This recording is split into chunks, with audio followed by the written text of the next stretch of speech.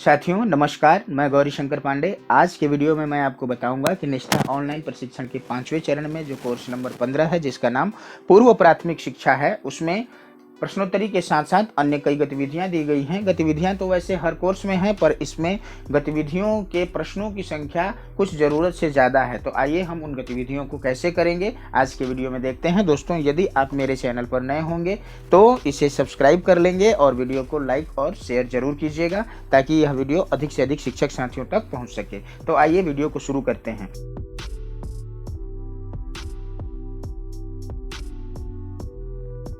इसमें जो गतिविधि 2 के नाम से चलिए पुनरावृत्ति करते हैं, इसमें पहला प्रश्न है, पूर्व प्राथमिक शिक्षा 3 से 6 वर्षीय बच्चों के लिए एक आयोजित कार्यक्रम है। तो इसका उत्तर सही होगा। इसको क्लिक करके हम आगे की ओर बढ़ते हैं। दूसरा है, परिवेश बच्चों को शिक्षित करने का एक शक्तिशाली माध्यम है। यह बिल्कुल सही है, क्योंकि जैसा परिवेश होगा बच्चा उसी हिसाब से सीखता है। तो इसका भी उत्तर सही होगा। इसको क्लिक करके हम आगे बढ़ते हैं। पूर्व प्राथमिक शिक्षा का उद्देश्य बच्चों को अक्षर और संख्या सिखाना है। कुछ हद तक तो यह सही है, लेकिन इसका उद्देश्य केवल अक्षर और संख्या सिखाना ही नहीं है, बल्कि बच्चों का सर्वांगीण विकास करना है। इसलिए यहाँ यह कथन पूर्णतः सत्य नहीं है, इसलिए ये असत्य होगा। और इसको क्लिक करके हम आगे की ओर बढ़ते हैं।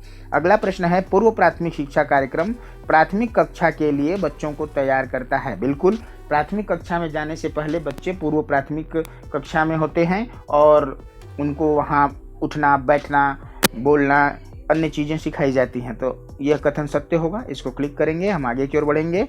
बच्चे तय करते हैं कि वे किस रुचि क्षेत्र या लर्निंग सेंटर में खेलना चाहते हैं। बिल्कुल सही है, क्योंकि बच्चों के इच्छा के अनुसार ही हम उनको विद्यालय में रोक करके रख सकते हैं। क्योंकि आजकल देखिए, हर विद्यालय में बच्चों को क्या अच्छा लगता है, क्या नहीं लगता है, इसका ध्यान रखा जाता है। तो ये उत्तर भी सही होगा, माने सत्य होगा। इसको क्लिक करके हम आगे बढ़ते हैं। पूर्व प्राथमिक शिक्षा खेल के माध्यम से दी जाती है। ये भी सही है। बच्चों को खेल खेल में ही सिखाया जाता है, ताकि उनको पढ़ाई जैसा बोझिल महसूस ना हो। इसलिए ये भी कथन सही है। इसको सत्य में टिक करके हम आगे बढ़ते हैं। बच्चे आपस में परस्पर संवाद करके सीखते हैं। ये कथन भी सही है कि बच्चे जब आपस में बातचीत करेंगे, संवाद करेंगे, तो जरूर कुछ ना कुछ सीखेंगे। अतः ये भी सत्य होगा। इसको क्लिक करते हैं, हम आगे की ओर बढ़ते हैं। निर्देशित खेल बच्चों द्वारा शुरू किया जाता है। तो देखिए, प्रश्न में ही इसका उत्तर छिपा हुआ है। निर्देशित शब्द का मतलब ही होता है कि निर्देश दिया जाना। तो निश्चित रूप से निर्देश शिक्षकों के द्वारा या बड़ों के द्वारा दिया जाता है। तो ये बच्चों द्वारा खेल तब तक शुरू नहीं किया जा सकता जब तक कि उनको बाहर से कोई निर्देश न मिले। इसलिए ये कथन असत्य होगा। इसको क्लिक करके हम आगे की ओर बढ़ते हैं। विकास के 8 क्षेत्र या आयाम हैं। ये कथन भी सही नहीं है, ये असत्य है। इसको क्लिक करते हैं और आगे की ओर बढ़ते हैं। बच्चे वयस्कों के साथ परस्पर संवाद से सीखते हैं। बिल्कुल सही। बच्चे अगर बड़ों से बातचीत करते हैं तो पुराने समय में वे रामायण की कहानियाँ, महाभारत की कहानियाँ, अन्य अच्छी अच्छी बातें भी सीखते थे। अतः ये कथन जो है सत्य होगा। इसको क्लिक करते हैं, आगे की ओर बढ़ते हैं। अगला प्रश्न है, पूर्व प्राथमिक शिक्षा का उद्देश्य बच्चे का समग्र विकास करना है। बिल्कुल सही है। इस प्रश्न से संबंधित एक प्रश्न पीछे भी आया था, जिस पर हम चर्चा भी कर चुके हैं। अतः ये सत्य होगा। और इसको क्लिक करके हम आगे की ओर बढ़ते हैं। तो देखते हैं कि सबमिट टू कंटिन्यू का ऑप्शन आ गया। Total question 11, question answered 11, question skipped 0, यानी आपने एक भी प्रश्न को नहीं छोड़ा। इसको सबमिट करते हैं और देखते हैं क्या स्कोर होता है। Submit, your score is 11 out of 11। तो इसका मतलब है कि हमने सभी प्रश्नों के उत्तर सही किए हैं।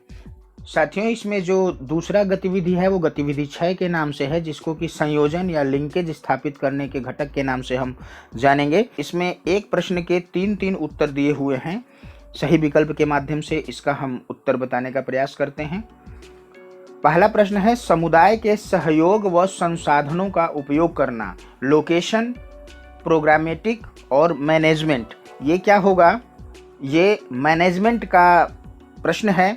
समुदाय के सहयोग और संसाधनों का उपयोग करना, ये आपको मैनेज करना पड़ेगा, किस प्रकार से उनसे सहयोग लेना है और जो सहयोग मिलेगा उसका उपयोग कैसे करना है। तो ये मैनेजमेंट होगा। इसको क्लिक करके हम आगे की ओर बढ़ते हैं। अगला प्रश्न है, पूर्व प्राथमिक स्तरों व कक्षा 1 के पाठ्यक्रम में संयोजन। इसमें लोकेशन, मैनेजमेंट और प्रोग्रामेटिक क्या होगा? तो इसमें भी जो है प्रोग्रामेटिक उत्तर जो है, जो कार्यक्रम के अनुसार ही कोई चीज़ चलता है, तो ये सही होगा। इसको क्लिक करके हम आगे बढ़ते हैं।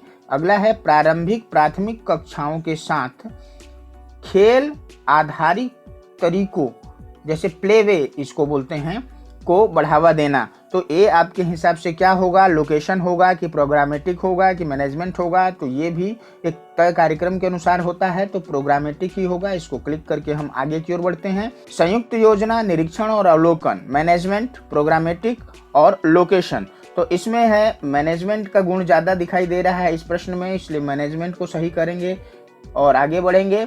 बच्चों के लिए सारी सुविधाओं और सेवाओं के बीच संयोजन जैसे देखभाल, स्वास्थ्य, पोषण, टीकाकरण और शिक्षा, ये एक मैनेजमेंट का विषय है, इसलिए इसमें मैनेजमेंट का क्लिक करके आगे बढ़ेंगे। अगला प्रश्न है प्राथमिक विद्यालय के अहाते के आसपास पूर्व प्राथमिक केंद्र का प्रावधान, लोकेशन, प्रोग्रामेटिक और मैनेजमेंट। तो ये पूरी तरह से लोकेशन का प्रश्न है, इसमें क्लिक करेंगे और आगे की ओर बढ़ेंगे। समय के साथ तालमेल, मैनेजमेंट, लोकेशन और प्रोग्रामेटिक, एक कार्यक्रम के अनुसार ही कोई काम होता है, इसलिए समय के साथ तालमेल प्रोग्रामेटिक का विषय हो जाएगा। इसको क्लिक करेंगे और आगे बढ़ेंगे। सामग्री, उपकरण और ढांचागत सहूलियतें साझा करना, सामग्री, उपकरण और ढांचागत सहूलियत को साझा करना, ये प्रोग्रामेटिक माने एक तय कार्यक्रम के अनुसार ही ये चलता है, ये इसका विषय है। इसको क्लिक करके आगे बढ़ते हैं। प्रारंभिक प्राथमिक कक्षाओं और पूर्व प्राथमिक स्तरों के शिक्षकों के लिए संयुक्त प्रशिक्षण, ये प्रोग्राम के तहत ही चलता है।